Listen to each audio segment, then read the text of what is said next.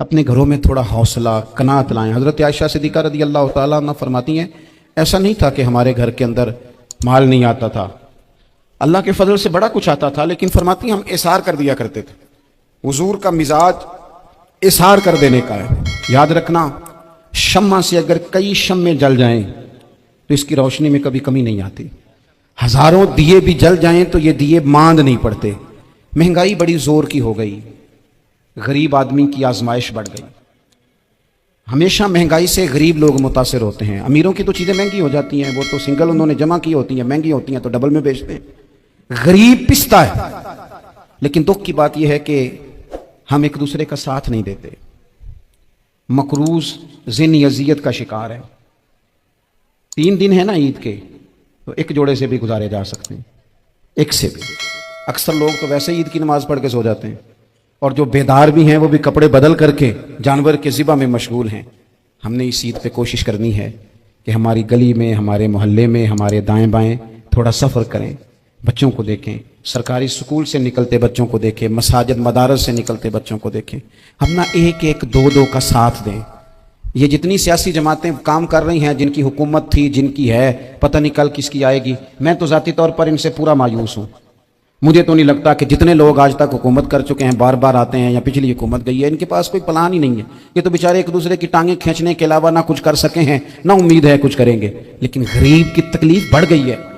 میرے پاس 20 لوگ آتے ہیں، آتے تو وہ دعا کا کہنے ہیں، آتے تو صرف یہ بتانے ہیں کہ اس مشکل میں ہوں دعا کرنا، لیکن دوستو لوگوں کی باتیں سن کے بڑی تکلیف ہوتی ہے۔ ہم کیا کسی کی مدد کر سکتے ہیں؟ ہمارے لیے تو مدارس چلانے مشکل ہیں، لیکن لوگ اذیت کا شکار ہیں۔ ذہنی کرب کے نیچے لوگ آ گئے، اتنی بڑی اذیتیں کھڑی کر دی گئی ہیں۔ تھوڑا تھوڑا دیکھو، 2 کا کھانا 3 بھی تو کھا ہی سکتے ہیں نا، 3 کا کھانا 4 بھی تو کھا ہی سکتے ہیں نا۔ میرے محبوب نے ہمیں یہ نہیں کہا تھا زیادہ گوشت پکانا، بلکہ رسول پاک نے تو رنگ ہی بڑا سادہ دیا ہے۔ کریم نے فرمایا عائشہ شوربہ ذرا زیادہ کر لو، پڑوسیوں کو بھی سالن دے دیں گے، تھوڑا شوربہ زیادہ کر لو، اسی کو بڑھا لو، تھوڑا شوربہ بڑھا لیں، تھوڑا تھوڑا ایک دوسرے کی مدد کریں، دست شفقت رکھیں۔ گلیوں میں سنسان لوگ، اب تو لوگ ایک دوسرے سے دکھ بھی نہیں کہتے، وہ کہتے ہیں دینا کسی نے ہے کچھ نہیں، اور تماشا الگ سے بن جائے گا۔ دوستو ہم نے خود ایک دوسرے کا ہاتھ بٹانا ہے۔ جو لوگ صاحب ثروت ہیں، دیکھو ایک ہی باپ کی اولاد ہوتی ہے، ایک کو اللہ بڑا نواز دیتا ہے، 2-3 کمزور رہ جاتے ہیں، اس کو چاہیے وہ دوسروں پہ دست شفقت رکھے۔ ایک گلی میں سارے لوگ ایک ہی قبیلے کے، ایک ہی علاقے کے، ایک آگے نکل گیا ہے، اسے چاہیے وہ دوسروں کا خیال کرے۔ عزیز بھائیوں، ہم نے اس کمر توڑ مہنگائی کے دور میں ان اللہ وملائکتہ یصلون علی النبی یا ایھا الذین آمنوا صلوا علیہ وسلموا تسلیما۔ الصلاۃ والسلام علیک یا سیدی یا رسول اللہ وعلی آلک واصحابک یا سیدی یا حبیب اللہ۔ الصلاۃ والسلام علیک یا سیدی یا نبی اللہ وعلی آلک واصحابک یا سیدی یا رحمۃ للعالمین۔ تمام تعریفیں، حمد و ثنا اللہ تعالیٰ جل مجدہ الکریم کے لیے، اور درود و سلام نبی اکرم نور مجسم شفیع معظم آقا کل ختم رسول دانائے سبل احمد مجتبیٰ جناب حضرت محمد مصطفیٰ صلی اللہ تعالیٰ علیہ وسلم کی ذات والا صفات کے لیے حمد و صلات کے بعد، اس دارالعلوم کے ان خوبصورت طلباء کرام کی دستار فضیلت کے موقع پر آج کی اس تقریب سعید کا انعقاد کیا گیا ہے۔ اللہ تعالیٰ کوشش کرنے والوں کی کاوش کو اپنی بارگاہ میں قبولیت کا شرف عطا کرے۔ ہم سب کو اللہ تعالیٰ دین کے کاموں میں اخلاص کی توفیق عطا فرمائے۔ اس محفل پاک کو عقائد کی پختگی، اعمال کی درستگی اور ہمارے گناہوں کی معافی کا سبب بنائے۔ آپ لوگ تشریف رکھیں جی، بیٹھ جاؤ بیٹا، سب بیٹھ جاؤ، تھک جائیں گے آپ بلا وجہ، تشریف آسانی سے بیٹھ۔ نہیں، تقریر تو میں کر رہا ہوں، یہ کسی اور نے کیسے شروع کر دی؟ اس وقت میرا ٹائم ہے جی تقریر کا، اور کوئی نہیں کرے گا، خاموشی سے بیٹھے، اللہ آپ کو جزائے خیر دے۔ آپ لوگ اگر بیٹھ جائیں گے تو اچھا رہے گا، پچھلوں کو بھی آسانی ہو جائے گی۔ پیچھے آپ کے لوگ تکلیف میں ہیں، نہیں پیچھے دیکھنے کو نہیں کہا، بیٹھنے کو کہا، اگر آسانی سے بیٹھ سکیں اللہ آپ کو جزائے خیر عطا فرمائے۔ کسی اور جگہ پہ اہتمام ہو جاتا زیادہ اچھا تھا، کچھ تھوڑی سی دشواری احباب کو ہوئی، لیکن کئی دفعہ دور سے بندہ چل کے آئے تو اسے نماز کا زیادہ ثواب ہوتا ہے۔ تو آپ تھوڑا سا ہمارا گفتگو کا وقت ہے، لمبا نہیں، آپ اگر اطمینان سے بیٹھ جائیں گے تو 2-4 باتیں اپنی بساط کے مطابق عرض کرنے کی کوشش کروں گا، اللہ توفیق عطا فرمائے۔ سب سے پہلی بات تو یہ ہے کہ یہ دستار فضیلت ہے طلباء کا۔ علم کا لغوی معنی جاننے کے ہوتے ہیں۔ علم حاصل کیا جاتا ہے کسی چیز کی معرفت کو حاصل کرنے کے لیے۔ جب ہم کوئی علم حاصل کرتے ہیں تو ہم یہ چاہتے ہیں کہ ہمیں اس چیز کے نفع اور نقصان کا پتہ چل جائے، اور جب ہم دینی علم حاصل کرتے ہیں تو اس کا مقصد یہ ہوتا ہے کہ ہمیں رذائل اور خسائل ان دونوں کی خبر ہو جائے، خیر کیا ہے شر کیا ہے اس میں تمیز کا ملکہ ہمیں نصیب ہو جائے، اچھائی اور برائی کھل کر ہمارے سامنے واضح ہو جائے۔ یہ مقصود ہوتا ہے علم سے۔ علم سے، تعلیم سے مقصد زیادہ باتیں کرنا نہیں ہوتا۔ ایک آدمی بہت زیادہ باتیں کرتا ہے تو شاید بڑا عالم ہے، ایک شخص بہت زیادہ گفتگو کرتا ہے تو اس کے پاس معلومات زیادہ، ایسا نہیں۔ بلکہ حضرت عبداللہ ابن مسعود رضی اللہ تعالیٰ عنہ سے جب کسی نے پوچھا تھا کہ بڑا عالم کون ہوتا ہے، تو آپ فرمانے لگے جو رب سے زیادہ ڈرے وہ بڑا عالم ہے۔ اور دلیل انہوں نے یہ دی کہ اللہ کریم نے قرآن مجید میں فرمایا ہے کہ انما یخشی اللہ من عبادہ العلماء، اللہ کے بندوں میں سے جو عالم ہیں وہ رب سے ڈرتے ہیں۔ تو دینی تعلیم، اس کی معلومات حاصل کرنے کی کوشش کریں، صحیح کریں۔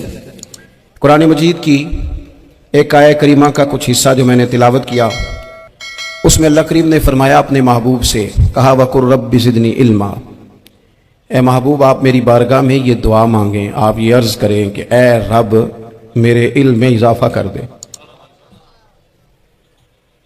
اے مالک میرے علم میں اضافہ کر دے۔ بہت ساری چیزیں ایسی ہوتی ہیں جن کی زیادتی ٹھیک نہیں ہوتی، وہ زیادہ ہو جائیں تو نقصان کرتی ہیں، لیکن علم ایک ایسی چیز ہے کہ جس کے بارے میں رب کریم نے کہا کہ محبوب آپ دعا مانگیں کہ آپ کو زیادہ علم دیا جائے۔ اور پھر علم ایک ایسی چیز ہے کہ کوئی بھی آدمی یہ دعویٰ نہ کرے کہ میں نے اب بڑا حاصل کر لیا ہے، میری اب تکمیل ہو گئی ہے، میں اب مکمل ہو گیا ہوں۔ جن کو اللہ نے غیب کے خزانوں کی کنجیاں دی ہیں نا، ان سے بھی رب کریم نے کہا ہے کہ محبوب آپ دعا کریں کہ مالک میرے علم میں اضافہ کر دے۔ تو جب وہاں تک یہ بات ہے تو پھر عام آدمی کو بھی چاہیے کہ وہ اپنی معلومات میں اضافے کا شوق پیدا کرے۔ اور تیسری بات یہ کہ جو حضور کے علم شریف پر بات کرتے ہیں وہ بھی اس آیت سے سیکھیں کہ حضور کا علم تو ہر روز رب اس میں اضافہ فرما رہا ہے، تو ہر روز اضافہ ہو رہا ہے۔ وَلَلْآخِرَةُ خَيْرٌ لَكَ مِنَ الْأُولَىٰ، ہر روز ترقی ہو رہی ہے حضور کے علم شریف کی بھی۔ تو ہمارے ہاں زیادہ تر لوگ بات اس لیے سیکھتے ہیں کہ میں کوئی کہیں سے مسئلہ سیکھوں گا پھر جا کے اپنی مسجد کے امام کو تنگ کروں گا، تو وہاں تو میں یہ سن کے آیا ہوں تو یہاں یہ کام کیوں نہیں ہوتا۔ میں کوئی بات سیکھوں گا تو پھر میں اس سے بحث کا دروازہ کھولوں گا۔ علم کا مطلب ہی اپنے آپ کو سنوارنا ہے۔ معلومات حاصل کرنے کا مطلب یہ کہ آپ کے عمل میں پختگی آئے، آپ کے کردار میں پختگی آئے، آپ نے جو سیکھا ہے آپ اس کے مطابق اپنے آپ کو ڈھالیں۔ مسلم شریف میں موجود ہے، نبی پاک صلی اللہ علیہ وسلم نے دعا مانگی ہے، اے اللہ میں اس علم سے تیری پناہ مانگتا ہوں جو علم تو ہو پر نفع والا نہ ہو۔ جس بندے کے علم نے اسے نفع نہیں دیا، وہ کچھ سیکھ نہیں سکا اس سے، تو اس کا علم کسی کو کیا نفع دے گا؟ جب خود سے اس نے، اور صوفیہ کرام تو فرماتے ہیں کہ جو لوگ بڑی معلومات حاصل کر لیں، بڑی باتیں سیکھ لیں، پنچایت میں کسی کو بولنے نہ دیں، گھر میں کسی کو بولنے نہ دیں، بہت سارے لوگ تو علماء کو بھی مشورہ دیتے ہیں، بڑی باتیں کرے لیکن عمل کے لحاظ سے بندہ زیرو ہو، تو اہل دل فرماتے ہیں اس کی صحبت سے بچو۔ اسے بڑا پتہ ہے، بڑی باتیں آتی ہیں، بڑی باتیں کرتا ہے، لیکن گفتگو کی حد تک تو بہت بڑا ہے، عمل کے معاملے میں صفر ہے۔ بہت سارے لوگ مسجد کے حجرے میں میٹنگ ہو رہی ہوتی ہے اور وہ لمبی لمبی دلیلیں اور مشورے دے رہے ہوتے ہیں، نماز کا ٹائم آ جائے تو اٹھ کے چلے جاتے ہیں، کہتے ہیں میں اپنے محلے کی مسجدیں پڑھنی ہیں۔ کئیوں کو کام یاد آ جاتا ہے۔ فرمایا کہ شخص کے پاس معلومات بڑی ہوں لیکن عمل کے معاملے میں بندہ زیرو ہو تو اسے بچنا کیوں؟ اس لیے کہ اگر پڑھا لکھا آدمی بے عمل ہونا تو وہ اپنی بے عملی پر بھی دلیلیں پیش کرتا ہے۔ وہ کہتا ہے میں یہ کام نہیں کرتا تو یہ میرے پاس دلیل ہے، وہ تو بے عملی کو بھی مزین کر دے گا معاذ اللہ۔ تو دینی تعلیم ایک تو حاصل اس لیے کریں کہ ہم نے اپنے آپ کو سنوارنا ہے، اور دوسرا علم کا شوق طبیعت میں ہو۔ لیکن نا اللہ کے حبیب صلی اللہ علیہ وسلم نے فرمایا ہے کہ جو علم کے رستے پہ چل پڑا وہ جنت کے رستے پہ چل پڑا ہے۔ जुमों में, महफिलों में कानों के जायके के लिए ना आए, इसलिए आए कि मेरे इल्म में, मेरे अमल में ये कोई इजाफे की बात बनेगी, मैं कोई नसीहत हासिल करूंगा तो मेरे दिल का जंग उतरेगा। हमारे यहाँ लोग मज़े के लिए आते हैं और आजकल लोग फ़ोटो के लिए आते हैं। इन दो कामों से निकल कर खालिस इस्लाह की नीयत से इल्म का शौक, हमारे यहाँ तेज़ी से एक हरकत की गई, उलमा का वक़ार ख़राब किया गया और लोगों को दीनी उलूम से दूर किया गया। और इसमें बाज़ बेचारे वाइज़ीन और खुतबा ने भी किरदार अदा किया, जब जाली पीर की तारीफ़ें खोल के की और उसे पता नहीं कहाँ तक। ये स्टेज होते हैं ना, इनमें कोई बंदा अच्छा लगे भी तो उसके लिए दुआ करनी चाहिए, तारीफ़ें नहीं करनी चाहिए। तारीफ़ें उसका कोई फ़ायदा नहीं है, उसको, उस बंदे को तो दुआ का फ़ायदा है। अगर आपको अच्छा लग रहा है तो उसे दुआ दे, उससे ज़्यादा कुछ नहीं करनी। और हमारे यहाँ जनाब वो नकीबे महफिल बेचारे की शामत आ जाती है अगर तारीफ़ें थोड़ी करे तो, कहते हैं तो ना ही नहीं लेना होता। वो भाई इसके नाम लेने से आपका कद ऊंचा होता है। तो इल्म और आलिम, इन दोनों चीज़ों से कौम को दूर किया गया। दीनी तालीमात का फुकदान है। जो मैट्रिक तक लोग 60-70 किताबें पढ़ जाते हैं उन्हें भी कुरान पाक ठीक से नहीं पढ़ना आता, दूर किया गया। आप मुझे बताइए, चलें एक मस्जिद ही आप देख लें, उस मस्जिद के अंदर अगर एक तरफ एक आलिम दीन मिशकात शरीफ खोल के बैठे हों, हदीस पाक का दर्स हो रहा है, या बाहर शरीयत खोल के बैठे हैं, फ़िकी मसाइल बयान किए, और उसी मस्जिद में एक बाबा जी जुब्बा पहन के तगड़ा सा बड़ी सी पगड़ी बांध के और 500 दाने वाली तस्बीह लेके बैठे हैं। अब एक बंदा अंदर आता है तो वो किधर जाएगा, आलिम की तरफ के बाबा जी की तरफ? वो क्यों जा रहा है भला बाबा जी की तरफ? वो इसलिए कि हमने उसे ये बताया ही नहीं कि जिस तरह सुभान अल्लाह सुभान अल्लाह सुभान अल्लाह पढ़ना इबादत है ना, इसी तरह दाराबा दाराबा पढ़ना भी इबादत है। उसे हमने बताया नहीं कि जब तक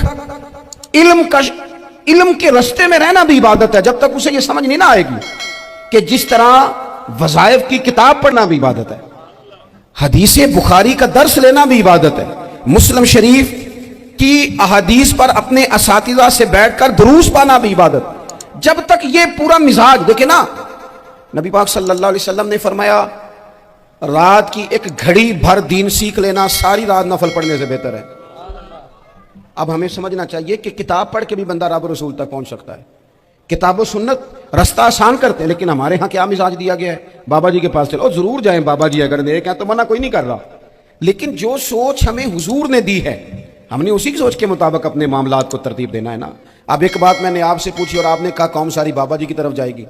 हदीस पाक किस तरह है, अल्लाह के महबूब मस्जिद शरीफ में तशरीफ लाए, दोनों जानिब लोगों के हल्के बने हुए हैं, लोग बैठे हुए हैं, एक हल्के में लोग अल्लाह की याद कर रहे हैं, जिक्र हो रहा है, एक हल्के में बैठ के एक आलिम किताब और सुन्नत का दर्स दे रहे हैं, एक सियाबी और बाकी सुन रहे हैं। खास तवज्जो करें नौजवान मेरी बात पर, रसूल करीम सल्लल्लाहु अलैहि वसल्लम दोनों के बीच खड़े हो गए और करीम ने फरमाया दोनों महफिलें खैर की हैं, दोनों ही हल्के खैर के हैं।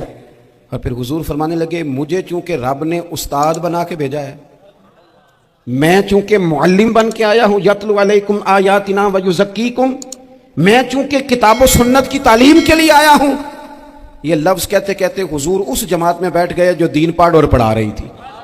हुजूर वहां बैठे जहां बात दीन की हो रही, जहां लोगों को अल्लाह रसूल की बात बताई जा रही। तो जुमे में वक्त पे आए, अपनी दीनी मालूमात मजबूत करें और अपने लिए मजबूत करें। मैं आपको बड़े दर्द से ये बात अर्ज करता हूं, अगर दिन में 100 लोग मसला पूछते हैं ना शरीयत का, तो उनमें 95 लोग वो होते हैं जो तलाक का मसला पूछते हैं। वालिद साहब ने, बेटी के वालिद साहब ने 2 महीने पहले ऑर्डर दिया होता है फर्नीचर का।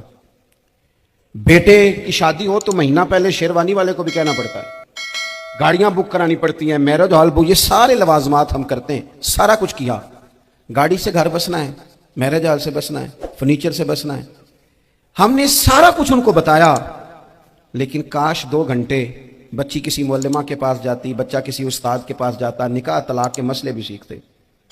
मैं दावे से कहता हूं अगर हमें पता चल जाए कि 3 तलाकें इकट्ठी नहीं देनी चाहिए, क्योंकि दे दें तो हो जाती हैं, अगर हमें समझ आ जाए कि नहीं देनी चाहिए, ये मसला बयान हो, और ये वाले मसले हम महफिलों में भी नहीं बयान कर सकते, इसलिए कि लोग कहेंगे मसला तो वो बयान करेंगे, इस पे नारे लगेंगे, आप कौम को ये क्या बता रहे हैं, ये तो छोटा आलिम बताता है माज़अल्लाह इस तरह की बातें, तो बड़ी बड़ी को नुक्ते की बात बताएं। वो जिस तरह हमारे यहाँ वो 1 घंटा पहले नहीं कहते तगड़े हो जो मैं जुमला देने लगा, वो पता नहीं जुमला आ रहा है कि एटम बम आ रहा है, तैयार हो जाओ, जो मेरा जुमला ज़ाया ना करना, इधर भाग के चला गया, उधर भाग के आ जाओ, अल्लाह जाने। वो जिस तरह कभी लगता है ना पटारी से अल्लाह जाने क्या निकलेगा, میں جملہ دینے لگا ہوں تو میں کہتا ہوں تو آرام سے بیٹھ کے بھی جملہ دے دے، تیرے جملے سے کیا نکلے گا؟ اور تو جملہ نہ دے، ہمیں کوئی آیت دے، تو جملہ چھوڑ ہمیں کوئی حدیث پاک سنا۔ یعنی ہر نقیب، ہر خطیب، ہر نعت خواہ اٹھ کے کہتا ہے سارا قرآن ہی حضور کی تعریف ہے۔ اور بھئی اگر سارا قرآن حضور کی تعریف ہے تو چند آیتیں پڑھ دے پھر تو بھی، تو نے پڑھی تو ایک بھی نہیں اور تو کہتا جا رہا ہے سارا قرآن ہی حضور کی تعریف ہے۔ یہ والی تعریف بھی تو سنانا قوم کو، جو یہ بچے ان کے استاد انہیں سکھا رہے ہیں اور یہ سیکھ رہے ہیں، اس طرف بھی تو سفر کریں۔